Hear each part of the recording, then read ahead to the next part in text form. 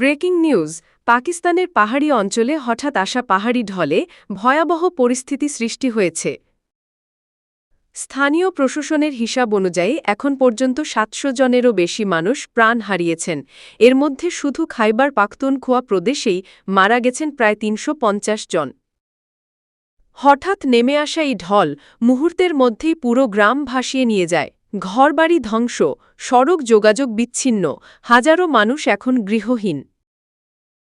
সেনা ও উদ্ধারকর্মীরা ইতিমধ্যে ২৫,০০০-এরও বেশি মানুষকে নিরাপদ স্থানে সরিয়ে নিয়েছে, তবে এখনও অনেকেই নিখোঁজ রয়েছেন। আবহাওয়াবিদরা জানিয়েছেন, মূলত ক্লাউডবাস্ট বা হঠাৎ অতি ভারী বর্ষণ থেকে এ ভয়াবহ পাহাড়ি ঢল সৃষ্টি হয়েছে। জলবায়ু পরিবর্তনের কারণে এমন দুর্যোগের ঝুঁকি বাড়ছে দিন দিন। এদিকে করাচিতেও টানা ভারী বর্ষণে শহর প্লাবিত হয়েছে, বিদ্যুৎ ও মোবাইল নেটওয়ার্ক বন্ধ হয়ে গেছে। পরিস্থিতি স্বাভাবিক করতে প্রাণপণ চেষ্টা চালাচ্ছে স্থানীয় প্রশাসন। এখনও পর্যন্ত মৃত্যুর সংখ্যা বাড়ছে। সর্বশেষ আপডেটের জন্য আমাদের সাথেই থাকুন।